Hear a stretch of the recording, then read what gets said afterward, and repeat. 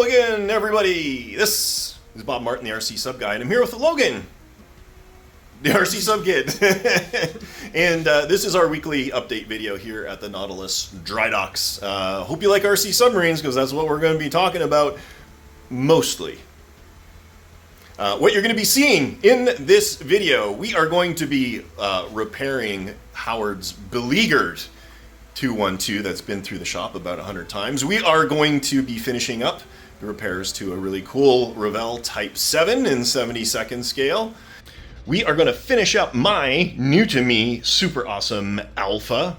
We are going to be continuing our work on the Seagate Titan that is not the Seagate Titan. And finally, you are going to see a lot of something we like to call the Crow's Fortune.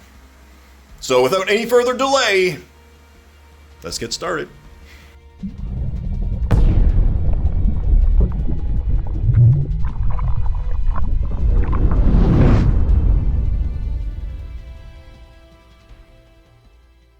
Let's get this week started. We have many boats on the bench right now. I think we count there's 6 projects that are currently scattered about the shop right now.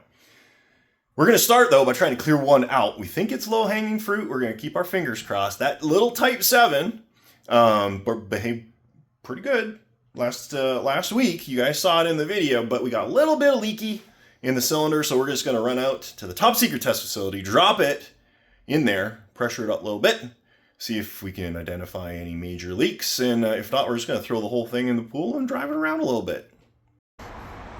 Here we are. It's early, 7:30 in the morning. The sun hasn't even come up all the way. RCSubKid's going to throw that in the pool. It's leaking around the... Okay, so that's that center. Can you pull it up for a second? What is that? Okay, so that's a blocked off hose. And then where's the other ones coming from?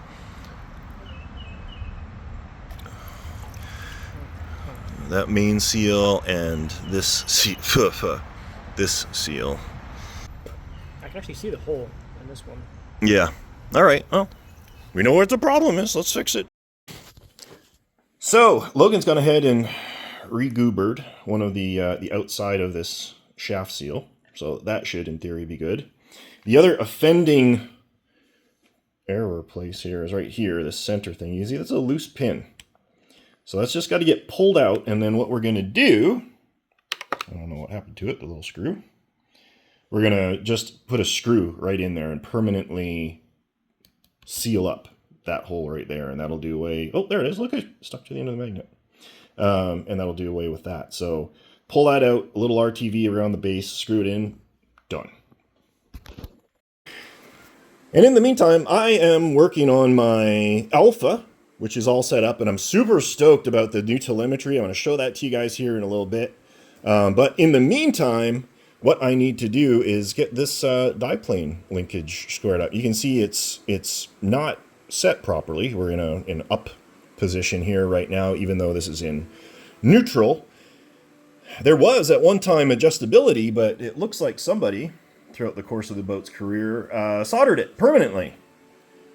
I don't know what the point behind that was, but at any rate, what I'm going to do, I'm going to put a cut here, a sleeve, a set screw, and that'll give us our adjustability for our stern planes.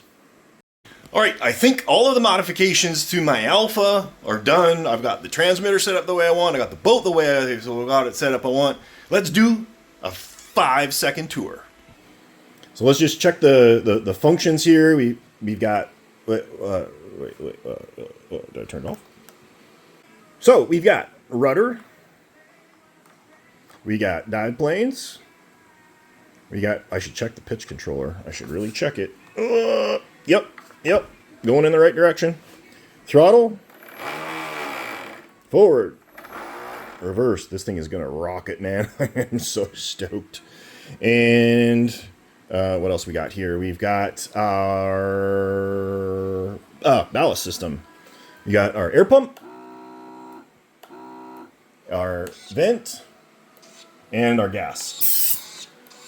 This thing has held gas in here for probably a year without leaking. I've never charged it. It's still got the gas in from when Ed had it a gajillion years ago. So those are all the functions of the boat. Now I want to show you the cool stuff. Here's my home screen.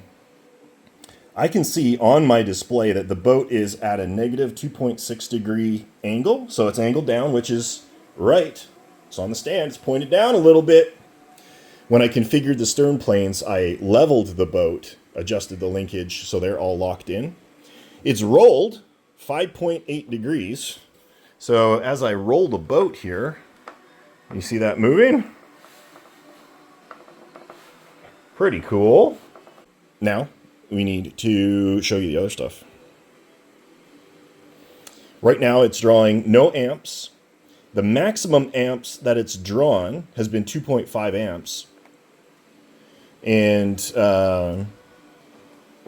total consumption, so what's pretty cool is if I turn this on, it'll start drawing current. And the consumption will go up. It'll show me how much power I've pulled. 0.01.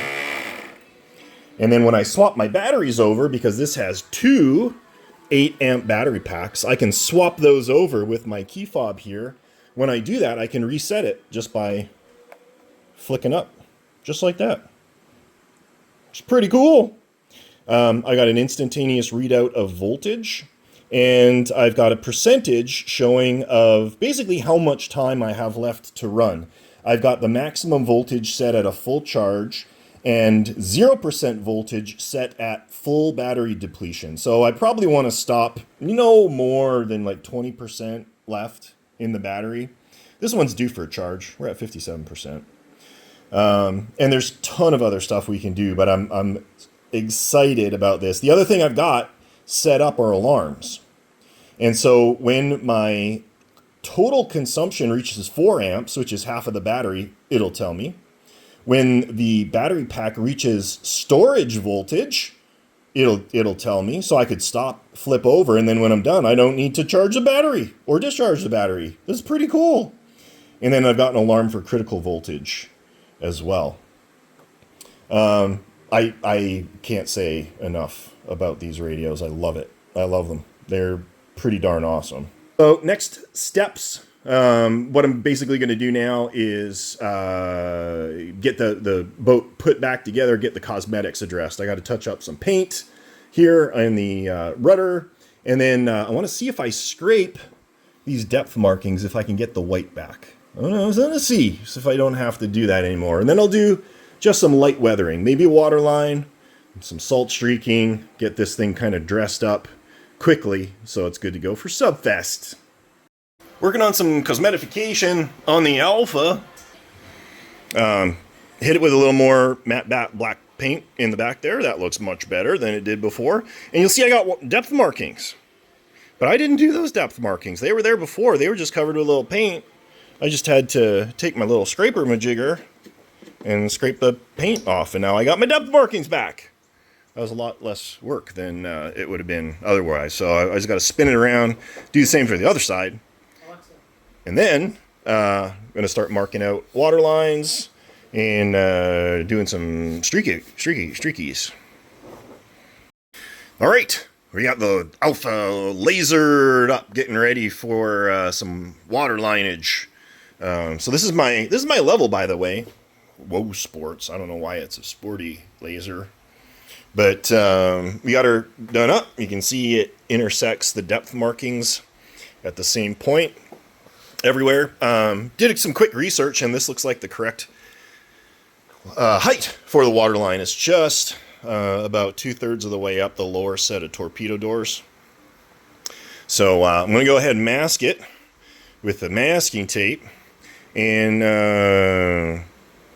we're going to put some scum on this thing. And here she is. Man, I like how this is turning out. Just the water line, and I elected to go, usually I do the greens, right? You guys have seen me do it before, but I went gray this time because Russian boats are cold water boats, and the scum lines in cold water is more white, more gray. Whereas if you get warm water, it's more green. So now we're going to move on to phase 2, which is salt and rust. All right, salt technique. You guys have seen me do this before. This is not rocket science. And I know that looks terrible. We're not done yet. Calm your jets. Just a little pastels. This is highlight white. And dragging perfectly vertically down the entire hull. And what's going to end up happening here is you get a streaky streak effect. And now when you go back over here, what you can do is kind of scrub it vertically, and it'll help get rid of you know, overt lines. This is more like what you're going to end up with back here. I don't know if it comes off correctly on video. I can never tell. But at any rate, this is what we're doing to create the salt streaking effect. And we're just going to keep going and do the whole gigantic hull. Next step, I'm doing just a little bit of rustification. Because these poor Soviet boats didn't get the best TLC, you know, once the government started struggling a little bit. So I'm using this enamel wash from Ammo. I picked this up at a hobby show a little while ago. And I'm just going around the perimeter of like panels and that kind of thing. And I know it looks weird right now. It's wet. Give me a break. It's going to look much better afterwards and after we clear it. But just, you know, around the perimeters. And it'll flow into the cracks. Let me see if I can find a good spot and show you exactly what I mean. Like these things here. You just touch the edges and it wicks around. So we're going to continue to go around the whole thing, let it dry really good, and then we're going to streak it with some oils. Next step, apply a little bit of oils to the edges. So, you know, obviously where rust forms is on the hard edges for the most part. So we're just going to do a little wipe in a downward direction there. Now that looks too, but then you just keep going. Just keep wiping until it almost goes away. And then it becomes much more subtle. So oils are pretty cool. They are pretty cool.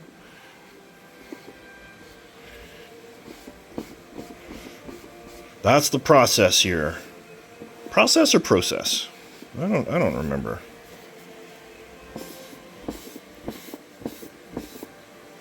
We got something going on, be it a process or a process. The Alfa turned out so cool. I'm super excited about it. Ed, you need to come down and we need to trim this out and get it ready for Subfest.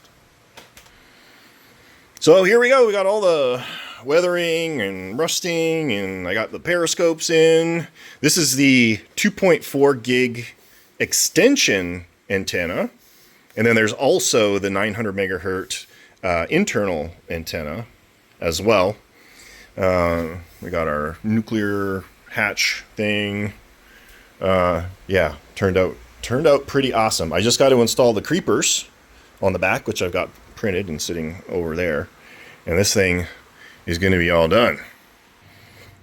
And Logan is working on our, what did I call it? I called it the shrimp bucket, is what we're going to call it. And fingerprints all over it. And we're doing some guns and ladders and stuff for our tug. And by the way, 2 storage crates are here. These are for sale on my site, and they can be shipped pretty inexpensively because they collapse. And they can be shipped flat. So if anybody's interested, all custom, completely built to your boat. It's up on the site.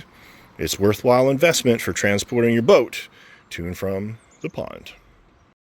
Now let's take a moment and talk about the 212. The poor 212. So if you remember from last week, we discovered a massive air leak in the bottom of the boat from a ruptured pressure hull. talk to Howard. He still wants to invest the time and energy and money into getting it repaired and operational at Subfest. Cosmetics are not an issue, all right? They're not an issue. Let's take a look at what we did. So this is the patch, the external patch. Now, we couldn't put one inside, not only because we couldn't reach in there. This is all one piece. You'd have to reach from the back out here. Like I said, all one piece, all resin. So that means we needed to go to an exterior repair. Did you CEA it as well, or did you just resin it? Just resin. Yeah, that's fine. So the resin flowed all through the cracks, and then patched it with fiberglass. So now it's basically bulletproof, stronger than it was before. We just need to worry about the cosmetics. And so once this is all cured tomorrow, we'll do some sanding, and then we'll be hitting the whole bottom with paint again. You'll see it if you really look for it, but I mean, it's the bottom of the boat. I mean, who cares, right? We also got to do some sanding and filling back here a little bit, clean all that stuff up for when we do the lower hull painting, but we're getting close. You know, we still haven't even considered whatever leak was going on in the back here, but in my mind, unless it's a tragic, massive leak, I would just leave it. If you get a few drips of water in the back, really this just needs to be operational for Subfest. So that's my thought. Tuesday, and we're starting to make the preparations for Subfest. Let's go take a look at my 212.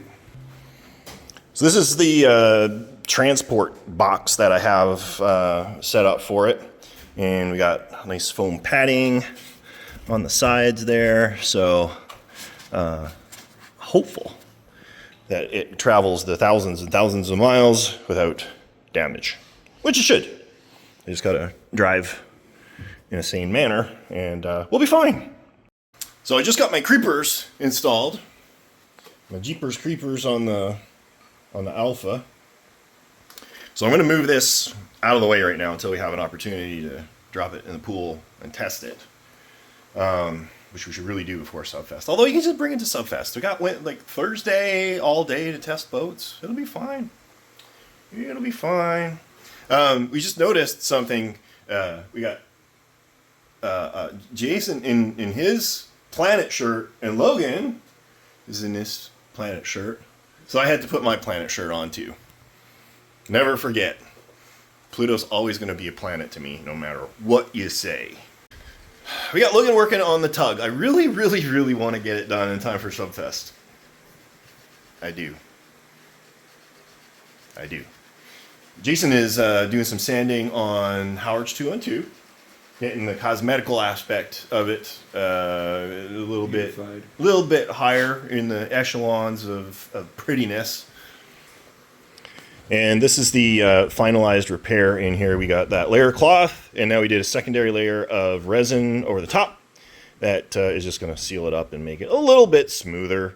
And like, honestly, guys, if we turn this, you know, from the side, you can't even see it.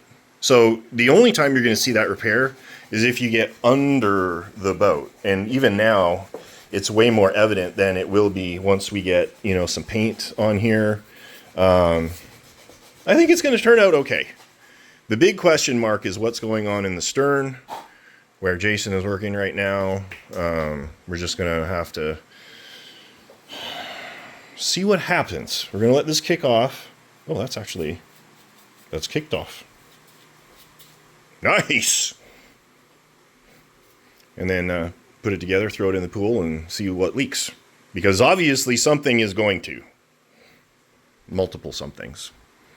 I love Amazon. I just got some batteries for the smoke machine for the boat, which we're going to call the Crow's Fortune. So we're just going to call it the Crow for now. And we got like an emblem for the front of it and for the sides. This thing is going to be badass. But anyhow, batteries for the smoke machine. Big box.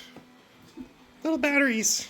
Let's go mess around with this smoke machine. I'm anxious to see how it works. All right, we're testing our new smoke machine. We just got the batteries in. Oh, that looks cool. So what we're going to do, we're going to have some flickering LEDs inside. And it's showing through here, obviously. It won't before, so it'll be kind of shining there. But I want to see, I'm hoping it'll illuminate the smoke. This is medium setting. Remember, this is going to get split between 2 smokestacks, so let's see what happens. Oh, yeah. Oh, yeah. Yeah. By that base. Let me turn the fan up a little bit. I think if you had them just above here. I think it looks okay. That's a lot of smoke. That's what I wanted. And it's coming out at just about the right rate. Like, I never envisioned it being like, you know, spraying. More just like billowing. Love it. That is so cool. This is going to be so awesome. Oh, it's a little smoky in here. So in the continuing odyssey of the 212, I think it's afraid to swim. I think it's afraid of swimming, and it's just like At this point, I would be too. acting up. So let's show them what we got going on here. Let's get our multimeter. So guys, listen, okay? Listen real close. Do you hear that? That's the switch, okay? It's clicking. The relay is clicking. But now, watch the voltage. 1.4, 0.2, 1.3, nothing. You know what? Let's test the main battery. Oh, wait, you already did, right? And it was 12 volts coming into the switch. Mm-hmm. So this switch, while it's clicking, is not passing voltage through. I've never had that happen before. I have no idea how this even happens with the relay opening and closing, but not passing voltage through. So a couple things we can do. Fortunately, I don't know. We'll have to replace the switch. Oh, Jesus Christ. Okay. So we replaced the switch. And we did a really, really, really good job. And it works really good. The fundamental issue is that when we powered up the boat, the electronic speed controller exploded. It's smoking hot, and smoke started coming out of here, and we heard sizzle popping and smelled smoke. I'm I am at a loss as to what's going on here. Nothing melted through. Doesn't look like it. It's hot though. Mm-hmm. Very hot.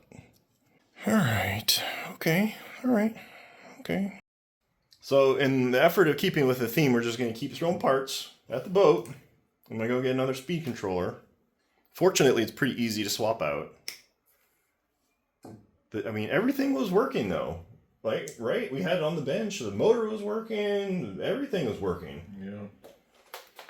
But there's par for the course with this boat, though. I wonder, I bet when it got water inside, it got water in the speed controller, which is on the bottom of the boat. Yeah. They got water in the speed controller.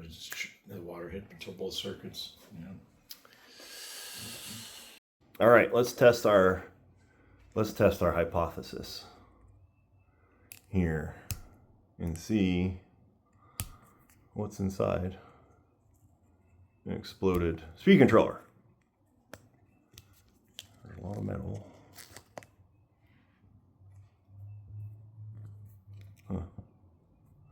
Looks awful dry to me. One of the Major burnt port. MOSFETs. I think it's a MOSFET.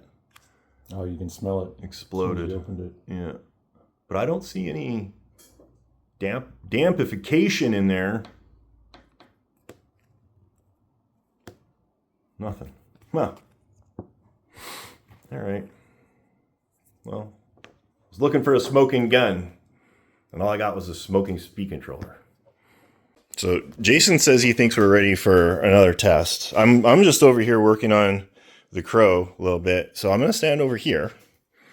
case of the explosions. Yeah.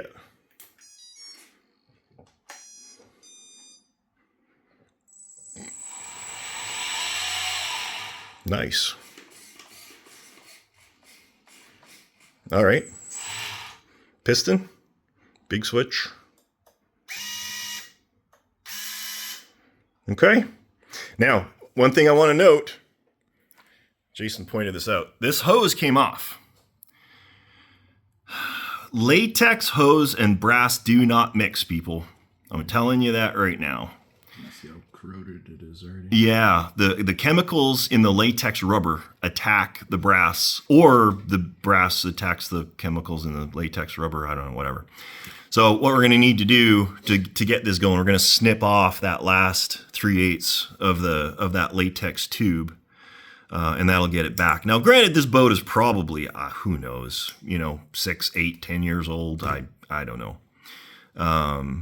So this takes place over a period of time. If there you go. We'll have to put a zip tie on that. Yeah. So it takes a while, but it will happen. So if you're building a boat, don't use brass and connect it to a latex hose. I'm just saying, you probably don't want to do it. All right, here we are. This is only try number 2 in the water today. So let's throw this thing in and see what happens. It's floating.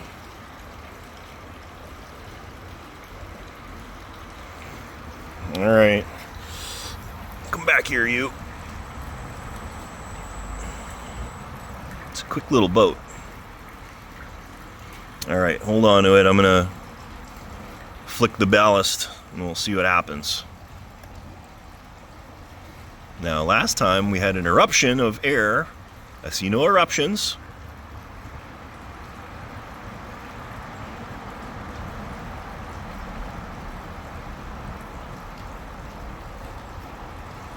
Oh, there is. Oh, wait, no, there isn't. There is. So a couple, like. Oh, flip it over, flip it over. It's coming from the drive shaft. Yep. Okay, but I thought I saw on the hull. No, must just be gun shy. Now, is it sinking?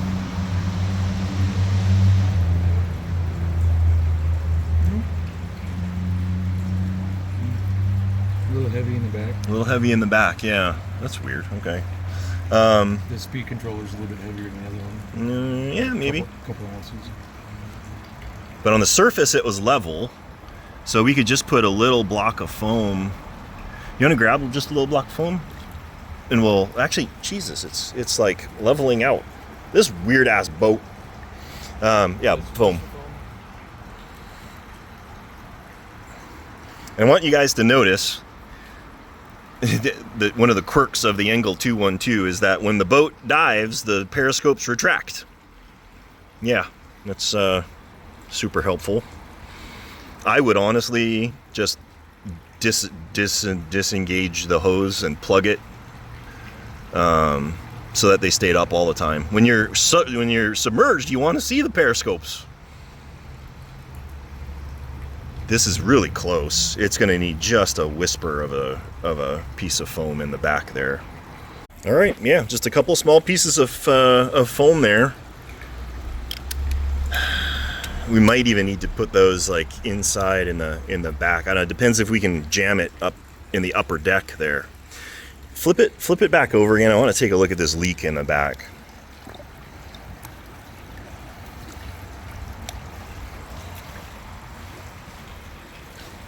It's not very much. Yeah, We got some from the hull right there too. The split line. All right, flip it back over. We'll bring it up, and then we'll check the water situation.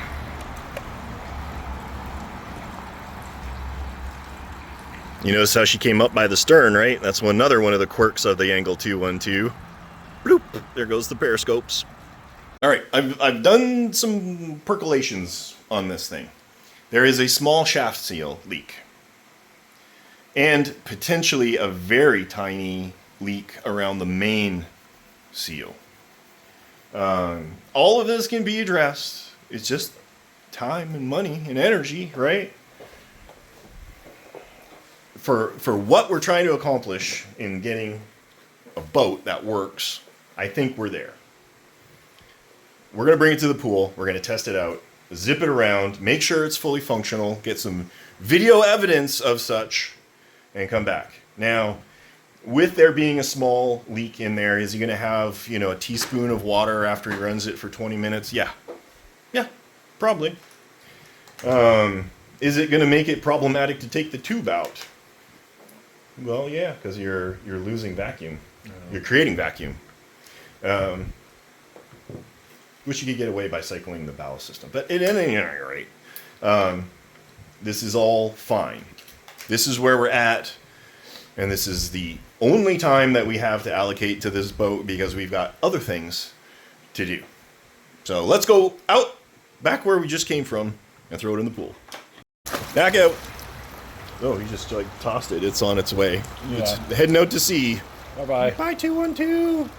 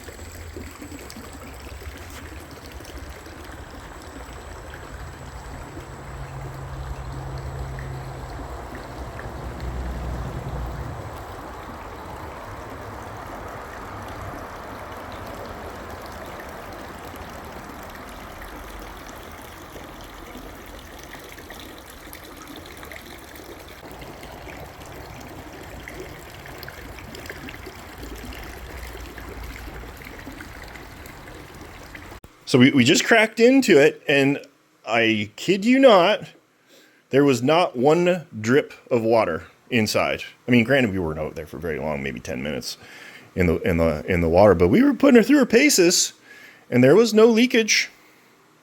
There's no water in there. So we're gonna grease up this seal to make it a little easier to go in. So a little silicone grease. And and we're going to unplug this and we're going to throw it back in the box after it dries.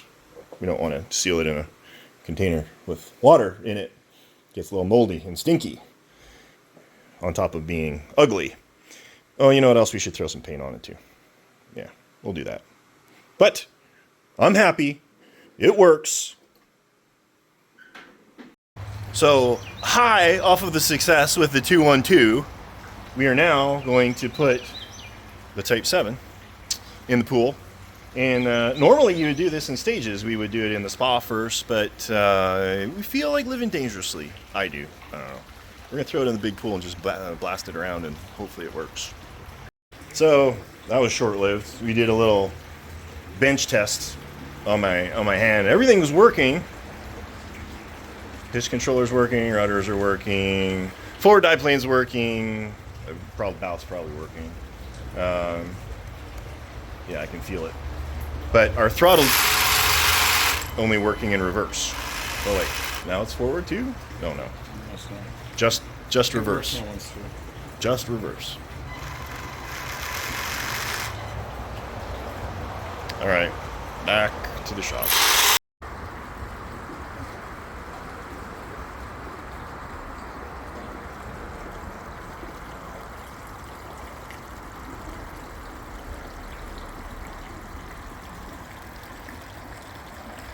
Well, those little boats, boy, they sure bob around in the water like a cork.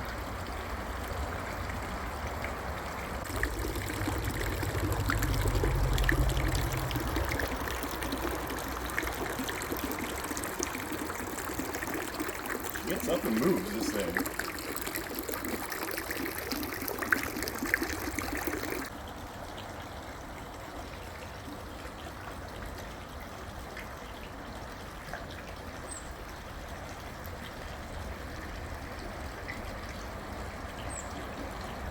So we're back in the shop. For the most part, the Type 7 actually did really well.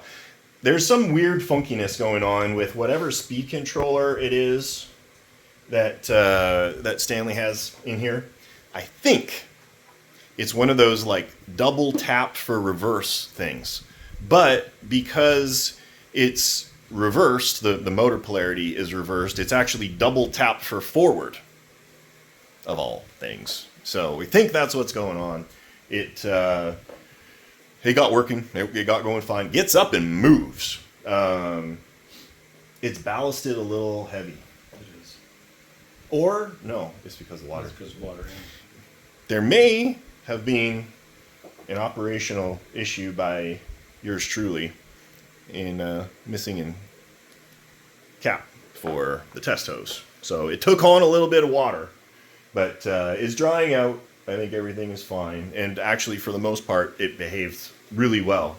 Turns really nice. They're as little as those rotors are, yeah. And the stern dive planes like immediate pitch control too. The only thing that we did notice, support for the rear dive planes broke off while it was just on the bench apparently.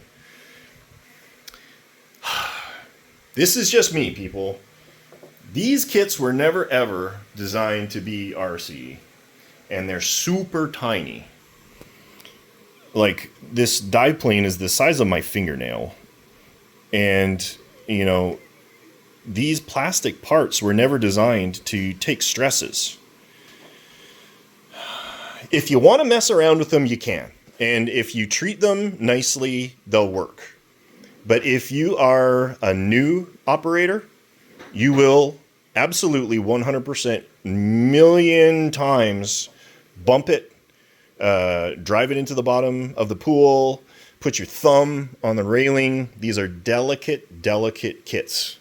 If you want my opinion, while it may look great to get into it for cheap, at the end of the day, the amount of headaches you're buying is not worth it. I'm just saying. But while things are drying out and getting ready for a little bit more paint and second round of testing, Logan this whole time has been chugging along on all the detail pieces. Let's take a look. We got some ropage going on. We got guns painted. Oh, look at that bench. That turned out awesome. Actually, I didn't mean to get the bench that color initially. However, I made a mistake and I got some of the silver on the top. But when I used the flat brown, I noticed it actually turned into a really nice, like, off-color wood. That looks awesome. This is gonna look so good.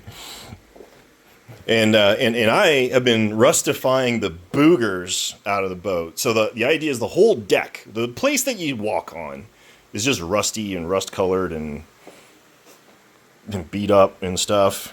This is gonna look neat. It's gonna feel very, not, I guess, kind of cartoony.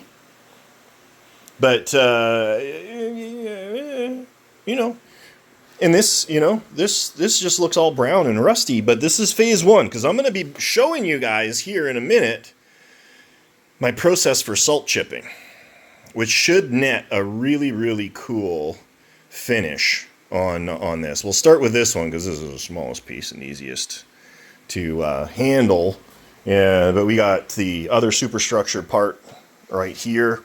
And basically, to start out, guys, all you do is you rustify everything that is going to be rusty, which is basically everything. So I'm probably going to have to do that with the lower hull a little bit too, but the paint fumes are getting to be a little excessive here, so we may tap it for today. It's getting later in the day here, but I am just so excited to try this salt chipping thing that we're just gonna do it and see what happens. Phase one. You paint the whole thing rusty. Whatever is gonna get rusted, you need to have rusty. So basically, this whole thing is rusty because I want it all rusty. And I did this with like 4 different colors of brown, and I spritzed and made it all like random. So there's lighter colors, darker colors, there's black, dark brown, medium brown, and primer red for variations in hues. Now, I've masked off the areas I want to remain rusty, which is the deck. I want the deck to remain the full rusty color. All the rest of this is going to be the superstructure color, which is going to be cottage white. And before we spray that, though, we need to apply our salt. And I've got some coarse table salt. And that's going to be our weapon of choice. Now what I'm going to do, I'm going to grab my water bottle, and we're going to do a little misty mist and salt sprinkles. So I misted it down with my water. You know it's water because it says water. And now we're just going to kind of randomly sprinkle some salt on here. And if it clumps up, good. You know, I'm gonna put a bunch right down on the bottom there. Maybe a bunch on the hinges. The idea is to make this kind of random. But you want to maintain consistency. So whatever density of salt application you end up with, you need to carry on through the rest of your model. So I'm gonna go ahead and sprinkle all this. And you see it sticks, obviously, to the boat. I'm gonna go around all the sides. Now that I've salt appliqued my boat, I need to let the water dry. So we're just gonna go ahead. I got the fan going. We're just gonna let this dry completely. So come back in like half an hour. Hopefully all the water will be evaporated by then, and we can do a little something a little different with the lower hull. I just primed it and salted it. So now that's got to dry. Because I want it to look a little bit different. I just want it to look like the paint's peeled off and the primer is showing through underneath. The bottom is going to be obviously a little bit different. There's going to be no streaking.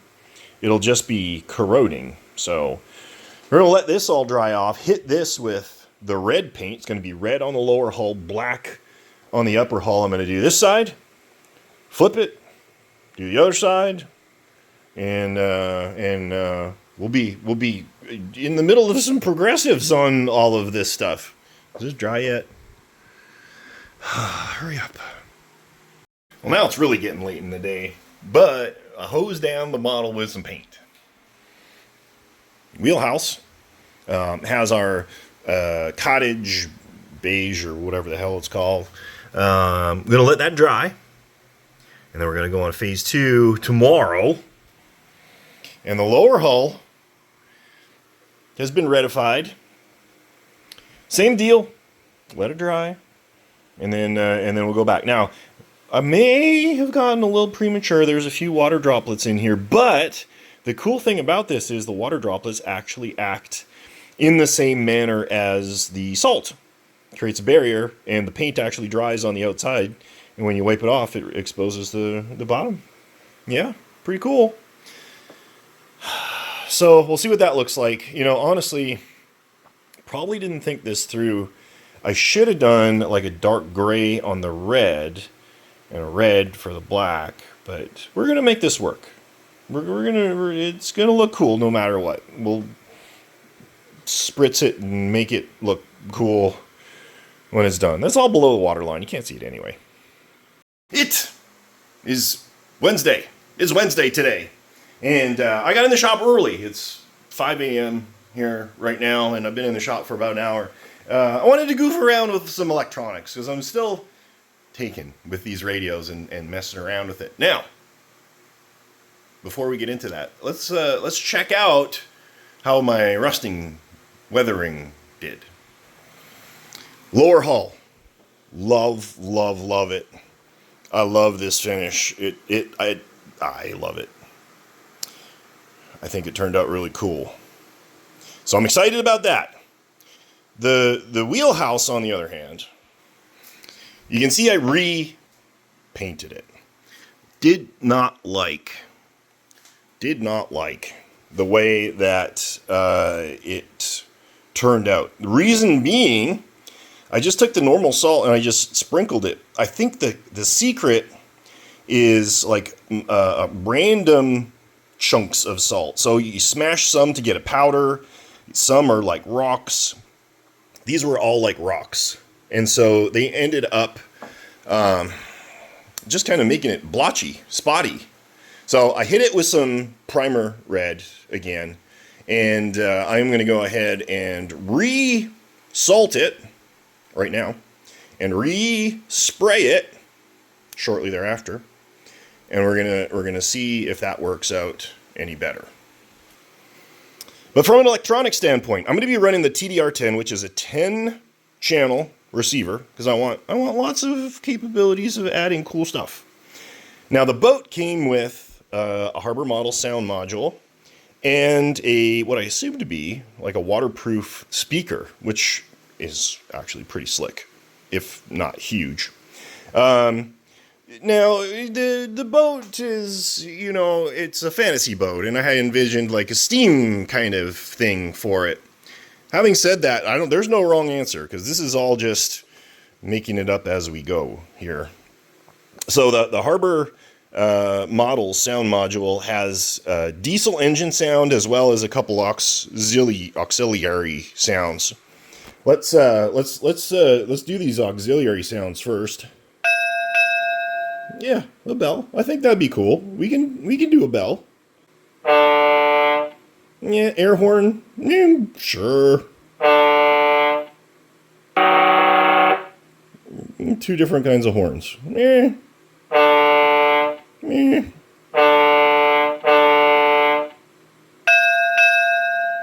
I like the bell, and I kind of like the engine sounds. The engine sounds are pretty cool. So it's in neutral right now. If I just tap the throttle... Oh, it didn't start.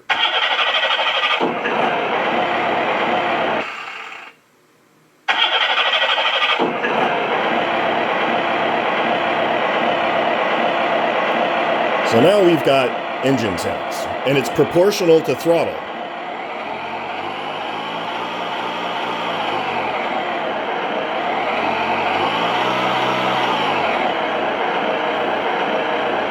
And this will run for 20 seconds and then shut itself off.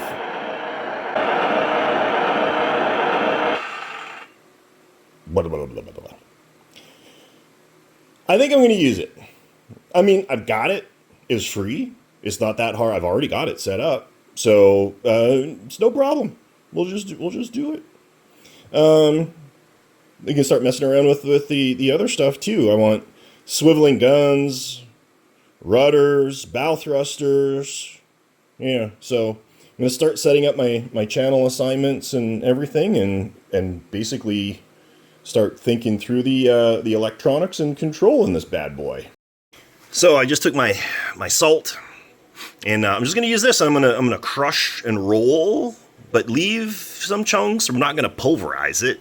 Just soften it up a little bit. Get some powder in there. And we're going to hit that and that, but I'm going to use the big chunks on that because the other side turned out so good. And you'll see I based out in primer this side of the boat, just waiting for that to dry. I'm getting excited here, people. So I've peeled the salt off of one of the pieces, the wheelhouse piece, the primary experimental piece. I really like it. He doesn't like it. You're putting such a fuss about it. I am. I went through hours and hours and hours of work. You're like, man, it looks fine. Looks like an egg, but whatever. It's just the one side. Seeing the front looks a lot better. All right, whatever. This is what we've got. This is what we got. I stripped all the salt off, rubbed it, actually washed it, because the salt actually creates texture too. It gets trapped under the paint. And then what I did is I took just some sandpaper and just wiped the edges, and that really highlighted all the edges there. I'm not an expert, people. I'm making this up as I go. We're going to do some rust streaking now, and hopefully it'll just all come together. So this is the lower hull, and Jason gets the honors of brushing the salt. So you can see it takes like the big pieces off, but you actually got to get pretty aggressive to get all of the salt off. Give us a minute and we'll strip the rest of this off and we'll show you the results. All right, we're doing weathering. I got the streaking with the oils. You guys have seen me do that before. You just saw me do it on the Alfa. But this is the next step. So we got streakage going on, and where the rust originates, you need the deep umber. And that multicolor is really what sets these off so that people see what is it that's making all of this mess everywhere. Remember your edges. Always on the edges. So I'm going to keep going through with all of this. And we're getting there. We're getting there. Jason's hosing down Titan in the bright orange that the customer requested. It'll probably take a couple coats. Yeah, it's the brown, the primer is kind of soaking it up a little bit. Yeah, yeah. And we're going to get back to Logan here in a minute, but he's knocking out all the detail pieces. This thing is really coming together. Well, we've been really busy today. We got the Type 7 done, buttoned up, tested. We tested the ballast system. That was all good. Howard's 2 and 2 is done. We're going to show that to you tomorrow because it's drying right now, but we refurbished it with a spray can. Looks really good. So that's all cleared off. Now we're almost exclusively focused on the Crow, and we got a lot done. Let's take a look at how it's sitting. But before we get there, though, we did put orange on the not anymore Titan. It's the Pumpkin Spice Mobile. Pumpkin Spice Mobile, yeah. Yeah. It's orange. That's very orange. And the base is going to be white, and when the front dome is going to be gray. It's gonna clean up. We're gonna make it look good. It's gonna be good. But enough of this. Let's go take a look at the Crow. This is how she's sitting right now. Everything's just kind of sitting in place, and we've just set it to get an overall look of the aesthetic. Still got to do rustage and stuff on a lot of parts, and Logan's going to do a really cool heat effect on the tip of our smokestacks. Got to run all the actual practical hoses and lighting and all of that. This is our side crests. They're going to go here, but we're gonna cut them down. The circle's not doing it much for me, so we're gonna make it more triangular. That'll be super cool there. The side black has been painted, but I haven't taken the salt off. Ooh, that's all very wet paint. Oh, yeah. Okay, well, just stop touching it. Stop touching! A lot of Logan's detail pieces here. We just set on the deck just so it looks, just to get an idea. And the base coated shrimp bucket is out there. Let's take a look at the wheelhouse here real quick.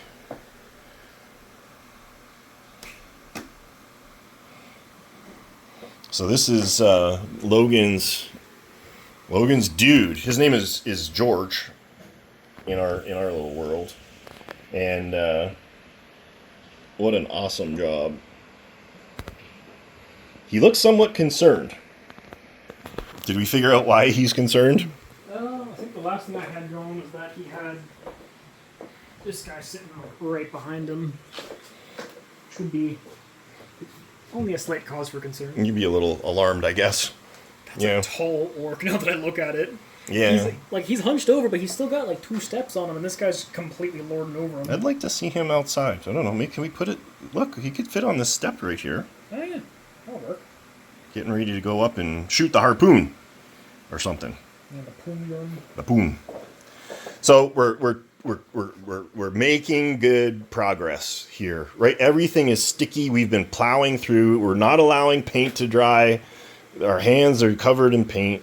We're just going to take a deep breath, let it dry tonight, and hit the ground running tomorrow.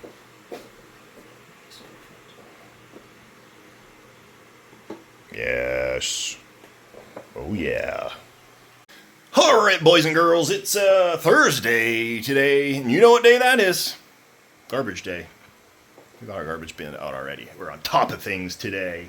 Let's kick things off by taking a look at Howard's 212. There she is, in all her glory. Again, you know, that's the repair under there. You can barely even see it. I mean, obviously, if you're looking for it, you would, but yeah. Oh man, we still got tape on here. Oh,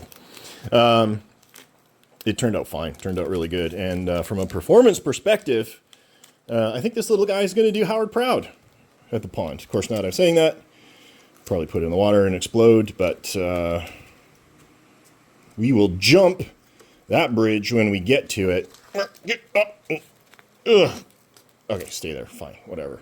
We're going to pack it up, get it nice and safe. This transport crate is really, really good for just like to and from the pond, but apparently as a shipping crate, it is somewhat lacking. So this is going to be coming with me in the motorhome to Subfest, and it'll be insured with safe delivery. Here's some progressives on the hull of the Crow. I use my light here so you can see a little better. And maybe that doesn't do it much justice, but that's what the speckling and spotting and streaking and all that stuff ends up looking like. Once we finish with it, I think it turned out really good. I like it. And quite frankly, I'm the only person that matters. So I gotta say, I'm digging the way things are turning out. So it's just staged up here, but we're kind of laughing because our Crow kind of looks like he got hit by a fast-moving boat, but you know, well, it's maybe not the noblest of poses. It looks good from the front. I think so. Don't you think so? But from the side, a little bit like he got smacked. Things are turning out cool. I love the finish on the hull. Turned out really good. Gone ahead and put some interior pieces in. I want to show you in a minute. And we're just posing a bunch of stuff. Like we got some barrels and crates in here. We did up the winch, installed the shrimp bucket recess. I want to show you the lights. Oh, come on, get on there. Only lights we've installed so far, but nice and bright in there. We got to flesh out the wheelhouse and get it really looking filled out, but I think it's awesome. We're gonna have lights everywhere here, shining down on the deck. Got to figure out some navigation lights. Where are we gonna put the navigation lights? Yeah, we got to figure out some place to put those. Logan's going to be going to town on the characters here right away, but we're almost done the cosmetic fundamental assembly, and then we're going to be moving on to the functional assembly of the boat, installation of all the running gear and that kind of stuff. All in all, another very successful day. This has been a fast build. Remember, we just started working on this, I think on Monday, so we're on like day 4, split between this and a bunch of other projects. I'm pretty impressed with myself. Come on now.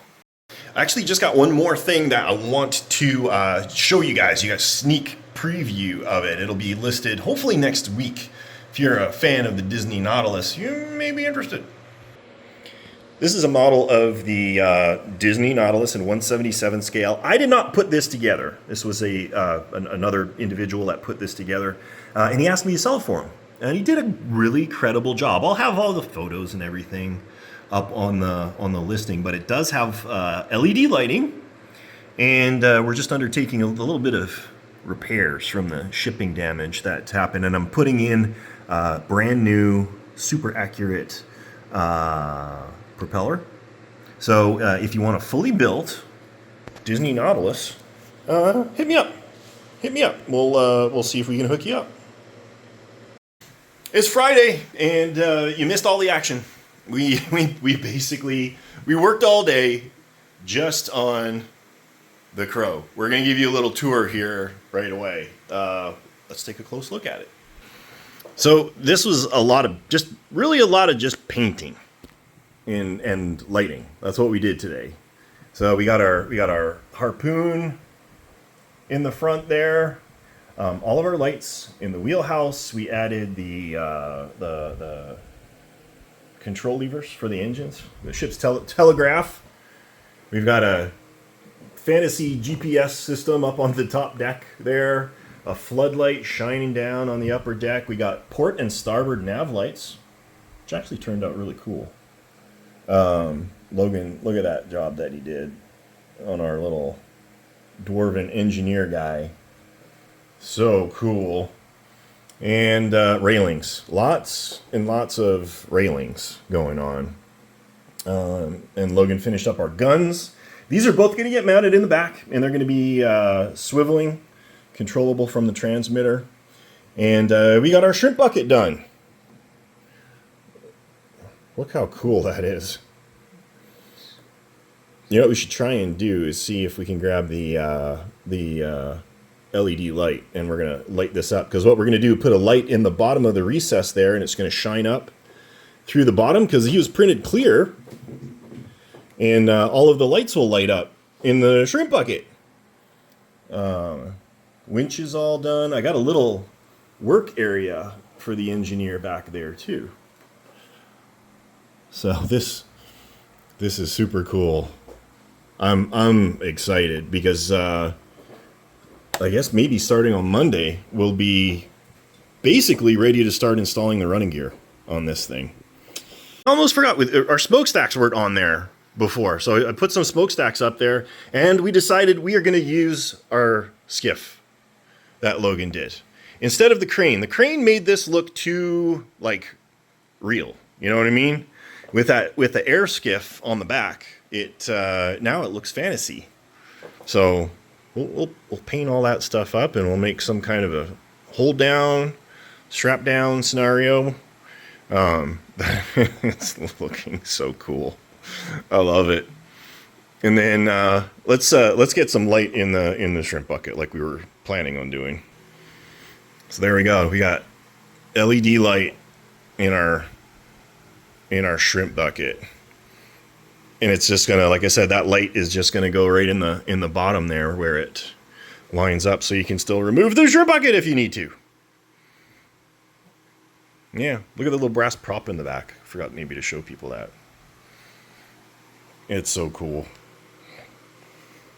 This is like a giant adult playset right here. Except it's going to be functional, tooling around. Let's see what it looks like with the lights all off. There we go. Yeah, this is it's going to be neat. We're not done with the lights. There's going to be a ton more lights in this, but we're off to an awfully good start. What do you think about this boat? I love this. This is probably one of my favorite projects we've ever done so far. Yeah. And what's going to be cool is, like, unlike a submarine, you basically, if the batteries are charged up, you're good to go to the lake. There's not a lot of maintenance on RC boats, fortunately. So it'll just be one of those fun head out and have a blast kind of thing. Looking forward to the smoke. The smoke's going to make a huge difference. And the light coming out of that. And you're going to be doing some cool heat effects on there. So. And we still have 4 crew members to go. Yeah. Awesome stuff. I am only in on Monday next week, so there's going to be no weekly video. Quit your bitching. I'm going to be in Germany. When I get back in a week after that, we'll have Wednesday, Thursday, Friday in the shop. So there will be a weekly video then. So not next week, but the week following. We'll be seeing you guys once again. I guess with that, if you have questions or comments, drop them down below. Be sure to like and subscribe. It helps us out here at the Dry Docks a lot. And as always, we will catch you next time.